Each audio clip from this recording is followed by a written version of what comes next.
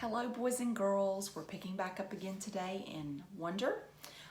Last time we left off where Augie was in his homeroom class and they had just finished talking, and Julian had asked him if he liked Star Wars and Darth Sidious, and so that's where we left off. So we're going to pick up on page 45 if you're following along with us, and our chapter is titled Choose Kind. There was a lot of shuffling around when the bell rang and everybody got up to leave. I checked my schedule and it said my next class was English, room 321. I didn't stop to see if anyone else from my homeroom was going my way. I just zoomed out of the class and down the hall and sat down as far from the front as possible. The teacher, a really tan man with a yellow beard, was writing on the chalkboard. Kids came in laughing and talking in little groups, but I didn't look up. Basically, the same thing that happened in homeroom happened again. No one sat next to me except for Jack, who was joking around with some kids who weren't in our homeroom. I could tell Jack was the kind of kid other kids like.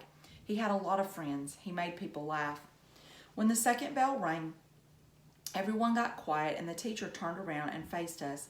His name was Mr. Brown, and then he started talking about what he would do this semester, what we would do this semester. At a certain point, somewhere between A Wrinkle in Time and Shin of the Sea, he noticed me but kept right on talking. I was mostly doodling in my notebook while he talked, but every once in a while I would sneak a look at the other students. Charlotte was in this class, so were Julian and Henry. Miles wasn't. Mr. Brown had written on the chalkboard in big block letters, Precept. Okay, everybody write this down at the very top of the very first page in your English notebook. As we did what he told us to do, he said, okay, so who can tell me what a precept is? Does anyone know? No one raised their hands. Mr. Brown smiled, nodded, and turned around to write on the chalkboard again. Precepts equals rules about really important things. Like a motto, someone called out. Like a motto, said Mr. Brown, nodding as he continued writing on the board. Like a famous quote, like a line from a fortune cookie. Any saying or ground rule that can motivate you. Basically, a precept is anything that helps guide us when making decisions about really important things. He wrote all that on the chalkboard and then turned around and faced us. So, what are some really important things, he asked us. A few kids raised their hands, and as he pointed at them, they gave their answers, which he wrote on the chalkboard in really sloppy handwriting. Rules, schoolwork, homework, what else? He said as he wrote, not even turning around. Just call things out, and he wrote everything everyone called out. Family, parents, pets. One girl called out the environment. The environment. He wrote on the chalkboard and added our world. Sharks, because they eat dead things in the ocean, said one of the boys, a kid named Reed, and Mr. Brown wrote down sharks. Bees, seatbelts, recycling, friends. Okay, said Mr. Brown, writing all those things down. He turned around when he finished writing to face us again, but no one's named the most important thing of all. We all looked at him out of ideas. God, said one kid, and I could tell that even though Mr. Brown wrote God down, that wasn't the answer he was looking for. Without saying anything else, he wrote down, who we are. Who we are, he said, underlining each word as he said it. Who we are. Us, right? What kind of people are we? What kind of person are you? Isn't that the most important thing of all? Isn't that the kind of question we should be asking ourselves all the time? What kind of person am I? Did anyone happen to notice the plaque next to the door of this school? Anyone read what it says? Anyone? He looked around, but no one knew the answer. It says, know thyself, he said, smiling and nodding, and learning who you are is what you're here to do. I thought we were here to learn English, Jack cracked, which made everyone laugh. Oh yeah, and that too, Mr. Brown answered, which I thought was very cool of him. He turned around and wrote in big, huge block letters that spread all the way across the chalkboard, Mr. Brown's September Precept. When given the choice between being right or being kind, choose kind. Okay, so everybody, he said, facing us again, I want you to start a brand new section in your notebooks and call it Mr. Brown's Precepts. He kept talking as we did what he was telling us to do. Put today's date at the top of the first page. And from now on, at the beginning of every month, I'm going to write a new Mr. Brown precept on the chalkboard, and you're going to write it down in your notebook. Then we're going to discuss that precept and what it means. And at the end of the month, you're going to write an essay about it, about what it means to you. So by the end of the year, you'll have all your own list of precepts to take away with you. Over the summer, I ask all my students to come up with their very own personal precept. Write it on a postcard and mail it to me from wherever you go on your summer vacation. People really do that, said one girl whose name I didn't know. Oh yeah, he answered, people really do that.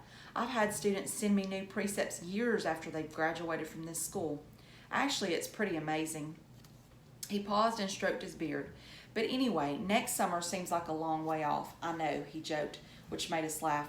So everybody relax a bit while I take attendance, and then when we're finished with that, I'll start telling you about all the fun stuff we're going to be doing this year in English. He pointed to Jack when he said this, which was also funny, so we all laughed at that.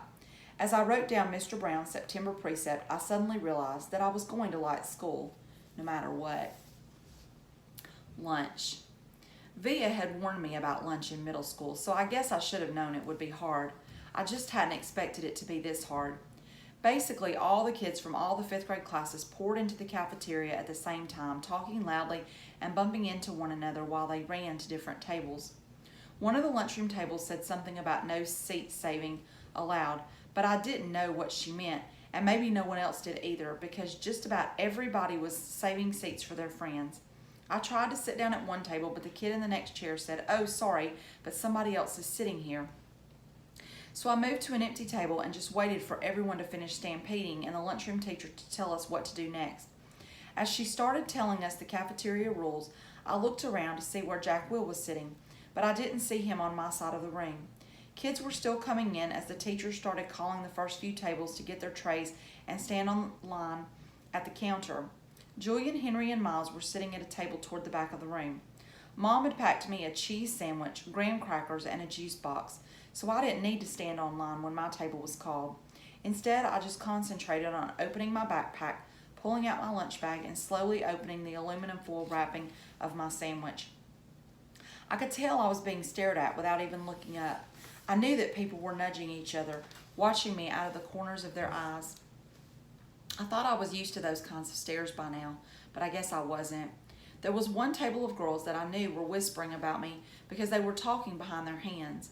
Their eyes and whispers kept bouncing over to me. I hate the way I eat. I know how weird it looks.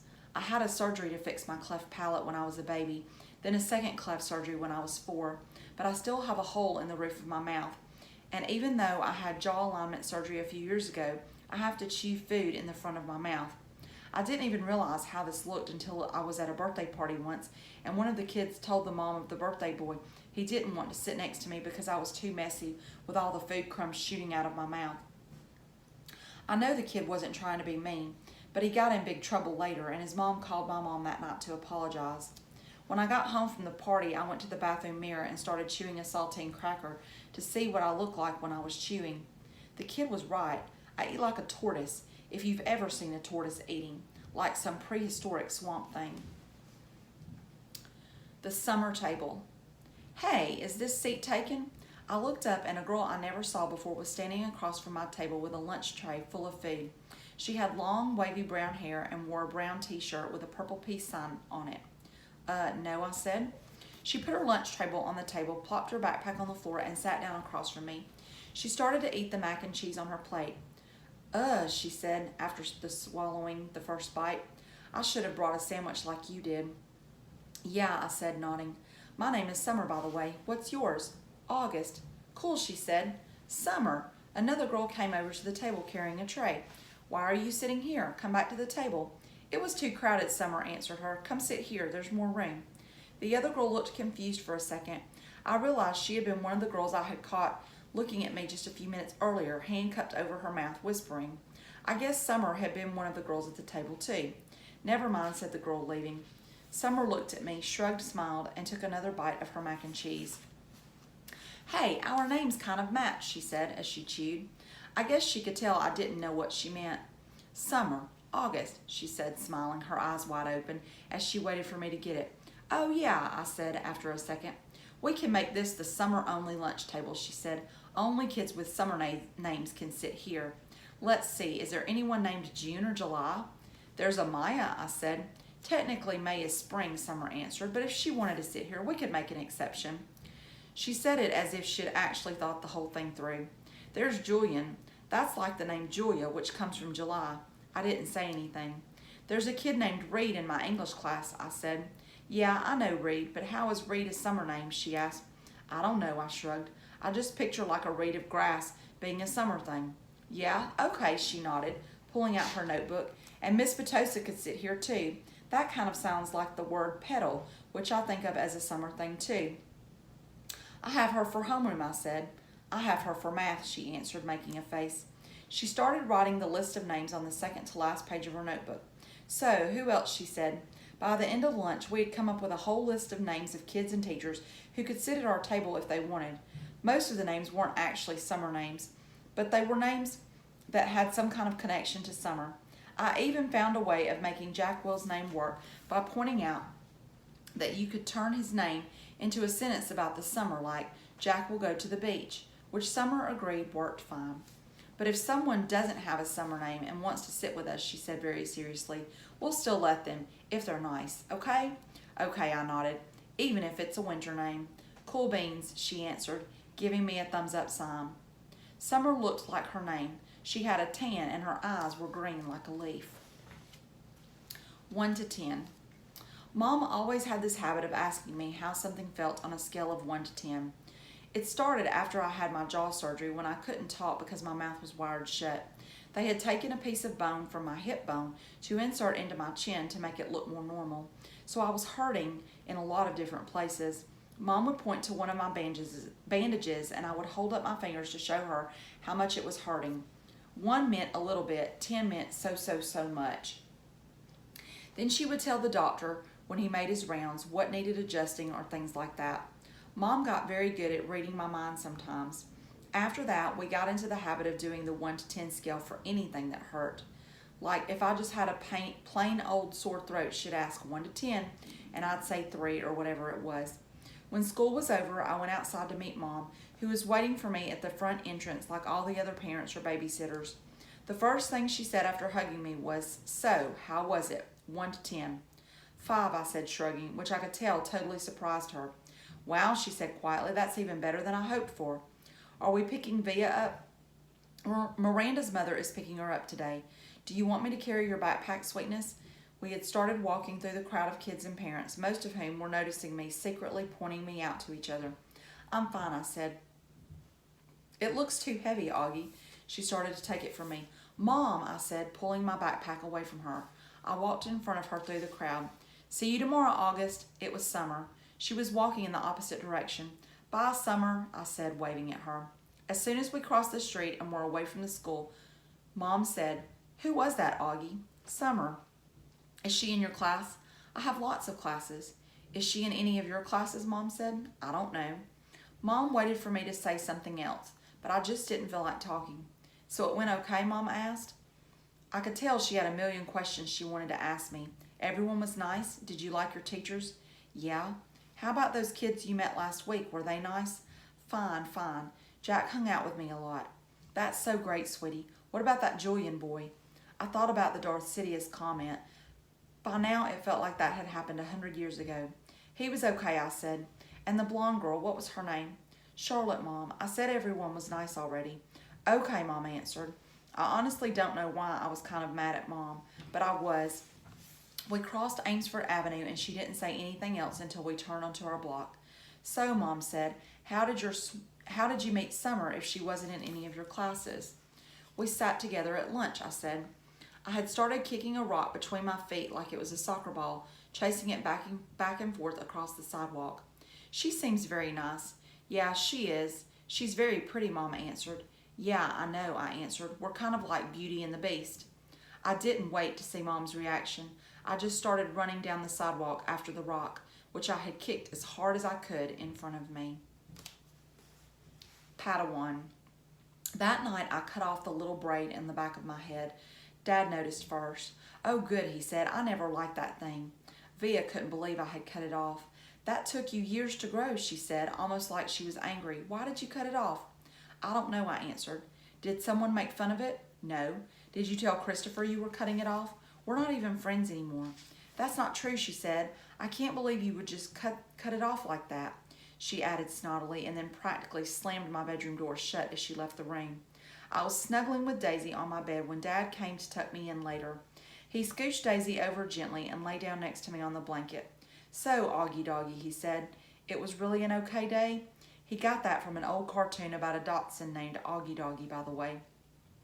He had bought it for me on eBay when I was about 4, and we watched it a lot for a while, especially in the hospital. He would call me Augie Doggy, and I would call him dear old Dad, like the puppy called the dachshund Dad in the show. Yeah, it was totally okay, I said, nodding. You've been so quiet all night long. I guess I'm tired. It was a long day, huh? I nodded. But it really was okay? I nodded again. He didn't say anything, so after a few seconds I said, it was better than okay, actually. That's great to hear, Augie, he said quietly, kissing my forehead. So it looks like it was a good call Mom made. You're going to school. Yeah, but I could stop going if I wanted to, right? That was the deal, yes, he answered. Though I guess it would depend on why you wanted to stop going too. You know, you'd have to let us know. You'd have to talk to us and tell us how you're feeling and if anything bad was happening. Okay? You promise you'd tell us? Yeah. So can I ask you something? Are you mad at Mom or something? You've been kind of huffy with her all night long. You know, Augie, I'm as much to blame for sending you to school as she is. No, she's more to blame. It was her idea. Mom knocked on the door just then and peeked her head inside my room. Just wanted to say good night, she said. She looked kind of shy for a second. Hi, Mama, Dad said, picking up my hand and waving it at her. I heard you cut off your braid, Mom said to me, sitting down at the edge of the bed next to Daisy. It's not a big deal, I answered quickly. I didn't say it was, said Mom. Why don't you put Augie to bed tonight? Dad said to Mom, getting up. I've got some work to do anyway. Good night, my son, my son. That was another part of our Augie Doggy routine, though I wasn't in the mood to say good night, dear old Dad.